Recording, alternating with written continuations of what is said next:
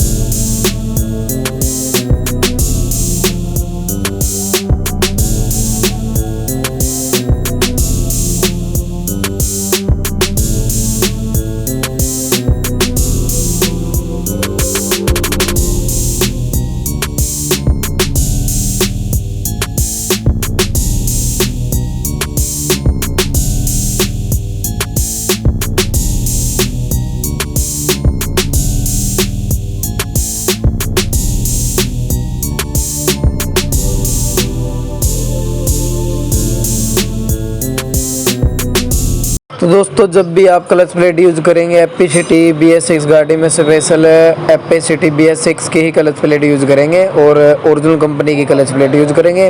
इनको डालने का पूरा प्रोसीजर इस वीडियो में है। आप स्टेप बाय स्टेप इस तरीके से घर बैठे अपनी गाड़ी की क्लच प्लेट ठीक कर सकते हैं और इसी तरीके से आपने क्लच प्लेट डालनी है भाई। बने रहे वीडियो में एंड तक।